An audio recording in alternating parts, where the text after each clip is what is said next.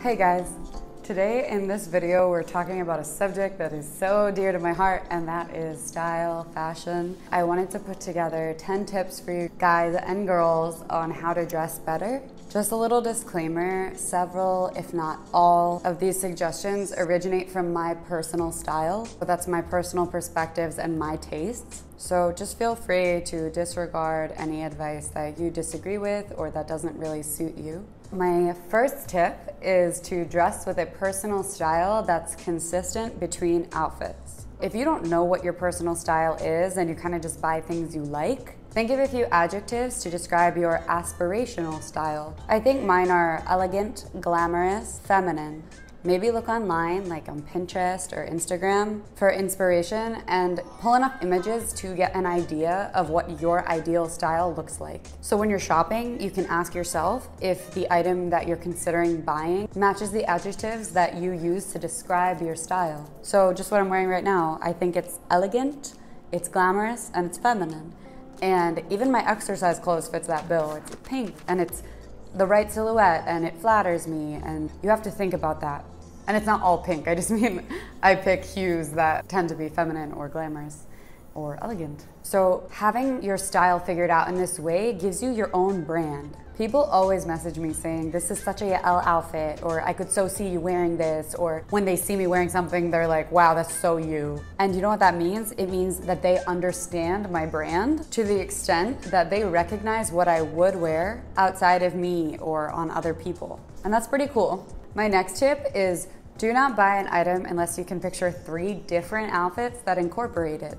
This is an awesome way to make sure that your wardrobe doesn't get cluttered with things that you can only wear one way, and to buy things that are functional with your lifestyle rather than just things that you like. So many of the people I know have closets full of items they like, but that they don't know how to incorporate into outfits. And fashion is meant to be attractive. When we go shopping, we're meant to be drawn to things, but liking something is not sufficient to buy it. If you like it so much, take a picture of it, but if you're not gonna wear it, don't spend your money on it and don't weigh down the amount of possessions you have. Minimalism, remember, everything you have you should be able to wear, and if you can't wear it, donate it. And that takes me right into my next one, which is purging. Purge your closet. When you don't purge your closet, there's so much visual clutter, which makes it hard to pick out outfits. And then you end up wearing the same thing all the time and thinking you need to shop. That nothing to wear mentality. You also end up buying duplicates of things you already have because you don't even know your whole inventory. And some of that is really closet organization. So definitely organizing what you do have after you purge is super important, but I'm just gonna talk about purging right now. I know that a lot of people struggle to let go of things, so I made a list of some questions that I ask myself in order to purge my closet effectively. So if you can answer yes to every single one of these questions, keep the item. If you answer no to any one of them, donate it, sell it, or repurpose it. When I say repurpose, I mean if you have a white t-shirt that came out of the dryer and you see pit stains that are never gonna go away, you know you're not gonna wear it, you know you don't feel good in it, cut it into small squares and use it to Windex your mirror. Repurpose. You can put it on the bottom of your dog's travel crate, I don't know, but if you're not gonna repurpose it, donate it. If it's not usable in any single way, figure out there's some way to recycle it, I'm sure. Let's get to the questions. So 1, would you buy it right now if you saw it in a store?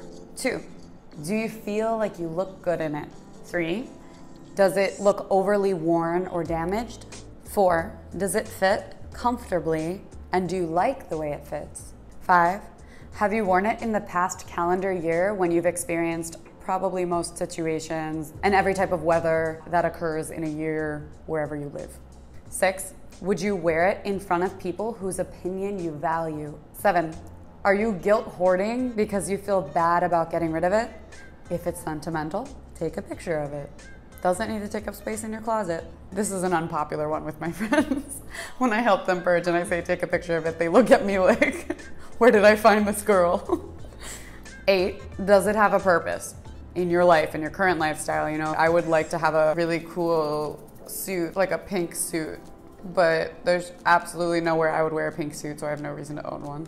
And 9, which is my last question, and I can't put up my ring finger with, oh, okay.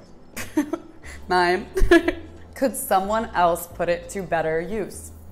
So if any of these questions You say yes, except for 9, maybe. Don't play devil's advocate here. Be just honest. My next tip is to dress for your shape, for your body. So this is a sad reality, but not everything looks good on everyone. For example, if you're super petite, it doesn't help to wear super baggy garments with a lot of extra fabric. I'm talking loose bodice, big hanging sleeves. The same thing for guys, baggy clothing.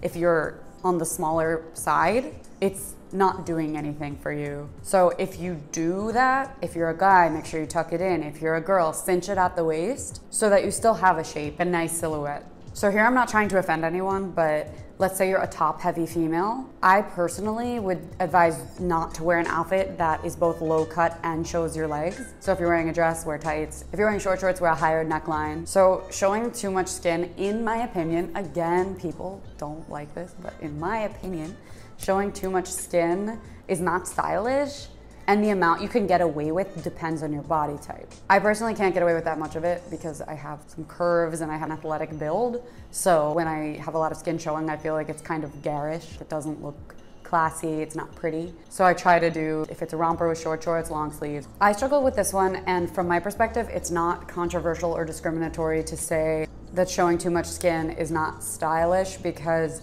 I personally feel uncomfortable if I feel too exposed. My next tip is don't wear outdated trends. So if you're dressing trendy, I advise that you be current. If you can't keep up with the trends are expensive. That's the whole idea of fast fashion being cheap and accessible. But if you think of how much money you spend on fast fashion, that's a tongue twister. If you think of how much money you spent on fast fashion, you're still spending so much money just to be trendy. Even if it's from relatively low-cost stores, just the volume of products you're bringing in and out as seasons shift means that dressing trendy is pricey. If you can't keep up, just dress classically. I love dressing classically. And trends are sneaky because they're not just specific pieces. They can be everything from fabrics to cuts to accessories. And if you have old trendy items that you no longer like, don't hold on to them just in case you're home and the power goes out and nobody can see you. Because at that point, you're just acknowledging that the piece is undesirable. So it's gotta go. Some examples of trends from my adolescence that I still see people wearing: lace-up jeans, jeans without back pockets or with bedazzled pockets, those stretchy popcorn shirts with the bubbles and they look real tiny before you put them on and they have the poofy sleeves, flared yoga pants, trucker hats, especially if they say Von Dutch on them. Just don't come near me. Just kidding. Just kidding. Eesh. Shirts with airbrushing, very 2005 vibes and very out of style. So just keep in mind, is this a classic piece, you know?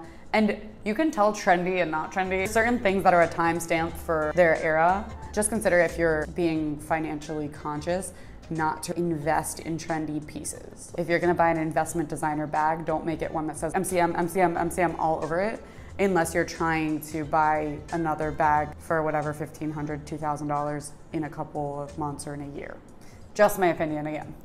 Just find which things are timeless and invest in those, at least for a quality core wardrobe. So my next tip for improving your style is find your color palette. It's super important to wear colors that flatter you and that don't wash you out. So in order to do that, you have to figure out your undertones. So people could have cool, neutral, and warm undertones. Cool undertones are red, pink, or bluish. And when you look at your veins in the light, they tend to look bluish. If you have a warm undertone, that means that your tone is yellow or peach or golden. I have a warm undertone. And when I look at my veins in the light, they look green. So a neutral undertone is a mixture of cool and warm tones, and usually you can get away with wearing most things when you're neutral. So a really good test of this is hold up a white piece of paper to your face in natural lighting. If your skin looks rosy next to the paper, you're cool toned. If your skin looks yellowy next to the paper, you're warm toned. And if your skin looks absolutely the same despite the presence of the paper, you're neutral. So because I am warm toned, if I wear a white shirt that is stark white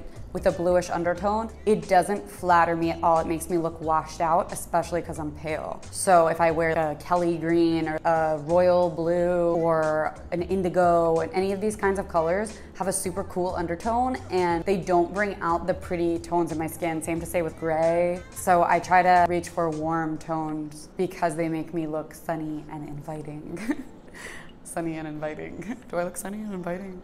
So you probably notice I wear a lot of gold. I don't own silver jewelry because it's a super gray blue undertone and it just doesn't look nice on me. Another thing to consider, just a little bonus tip here, but I guess this one applies only to people who color their hair. As you can tell, I colored my hair. My natural hair is light. If you're coloring your hair, make sure that it matches your undertone. I colored my hair very dark brown, but it has a reddish tone in the light because that's my natural warmth. Were I to color my hair blue-black, my face would look washed out, especially without makeup in the morning. Just consider that if you're coloring your hair, consider your undertone very important. Same with buying makeup. We can talk about that maybe in a beauty-themed episode, but I'll stick to fashion today. My next one is pretty straightforward. So if you're mixing prints, make sure that they're exactly the same color. It's just really visually overwhelming and you look like one of those things that you stare at for a really long time and then it stays in your eyes when you look at a wall, like an optical illusion, that's what it is. You look like one of those optical illusions if you're mixing black and white pants with purple and pink top in a print, you know. I used to always do this work outfit. I like to figure out a few good outfits for work and sprinkle them in every now and then because sometimes thinking about something cute to wear in the morning is too much for me. I used to wear this outfit that was black pants with white window pane squares all over them, and then a black shirt with the same tone of white zebras printed all over it. It was a super cute outfit. I would tuck it in, put a little headband, or change my hairstyle, add a blazer, add a belt to make the outfit different, change the shoes. And the same is to be said with any matching prints. My next tip is to match your metals. You might have noticed that I only really wear gold jewelry, or if you didn't notice, now you notice. And that's because I have a warm undertone and gold brings out warm tones and flatters them, whereas silver doesn't. If you're neutral, wear gold or silver, or whichever. I mean, whichever you like, wear it. But I'm talking about elevating your style a little bit, in my opinion. So if you have a neutral undertone and you're flattered by both warm and cool tone jewelry, my advice is just don't wear them at the same time. So don't wear a silver bracelet and a gold ring. I personally don't think it's a good combo. If you're wearing mixed metals, wear all mixed metals. So you have a gold and silver bracelet, a gold and silver ring, gold and silver earrings. It looks intentional. And this applies to everything, sorry, not just jewelry, but if you have shoes with a gold buckle on them and then you're carrying a bag with a silver chain and then you have gold rings and a silver necklace on, I just think it doesn't look composed as much as it could if you had coordinated. So think about the embellishments on your shoes, on your bags, on your belts, and how those metals are mixing. My next tip is for formal and professional clothing. I advise that you shop for the biggest part of your body and tailor the other parts of the garments to fit the smaller areas. Garments is such a weird word. I feel like that's the first time I've used that word in 5 years, but we're talking clothes. So if I'm shopping for a dress, let's say, the tiniest part of my body is probably my stomach, and I don't really have hips. So the tiniest part of my body, if I were to shop for that, it wouldn't fit my shoulders, it wouldn't fit around my bust, it wouldn't fit a few different parts of my body. So I have to shop for the biggest size that I could potentially wear for anything like work pants that need to be tailored, blazers, dresses, and then the other things can be brought in. Just build a relationship with a tailor, have someone you can rely on, and your clothes will look so much better on you that way instead of busting seams when you sit down or whatever area of your body's not being accommodated by the clothes you're wearing. Also important in this regard is finding clothes that have a little give. There's a little bit less tailoring required if your clothes have some elasticity in them because they can accommodate different size body parts, but if you're wearing clothes that have minimal elasticity in them, they're not gonna look great or as good as they could. So my last and final one is mostly for ladies, I guess. That's finding good shapewear and seamless undergarments. Garments times 2, the second time I said it. So regardless of your level of fitness, I work out almost every single day, if not 6 days a week. You always want to look smooth under clothing, and not just saying like bulge, that's saying posture. My posture stinks, even though I have rods in my spine. So sometimes just wearing shapewear is the difference between hunching like this and sitting up straight. And I'm not wearing any right now, which is why I keep hunching. But it's because I'm sitting on a stool. If I were to go out, I would definitely wear it. So shapewear is also important because we wear bras and things as girls, and if I can see where your bra ends because it's pinching your back, that means that either the band is too tight or it's too narrow because of the way it's pinching. It doesn't have to look like that. There's so many seamless bands and wider bands that will flatter and smooth you out, and I just think that you'd be happier with the way that looks. I think most people will be, because the point of undergarments is that you don't see them. So if I can see your panty line, you're wearing the wrong type of underwear for your outfit. Doesn't mean you have to go and buy super tiny skimpy ones. That just means buy seamless. Buy ones that are made for the thickness of the material and for the color. You don't wear dark underwear in a light outfit and people will be able to see it when you bend forward. It's not attractive, and it's a detail that's very necessary to pay attention to look polished. The same is to be said for bra straps. If I can see bra straps next to your tank top straps, if you're wearing spaghetti straps and your bra straps are also existing, you're not gonna be able to cover them up all the time, or people are gonna see them from the side or the back, and it's time to get a strapless bra. I hope this episode was helpful. If you have tips that will be helpful in dressing better to share with me, please let me know in the comments below. And if you like this kind of video, I can definitely do more on fashion and dressing, and maybe dressing for different events. Let me know what you think. I am always open to ideas, and thank you so much for listening. As always, there is a lot more content to come soon. If you like this video, please don't forget to like and subscribe to my channel, as I release a new video every Thursday, almost every Thursday. I missed one Thursday, so I'm like, almost. But I release a new video almost every Thursday at 4 p.m. Eastern Standard Time. As always, there's a lot more talk to come soon. Bye for now.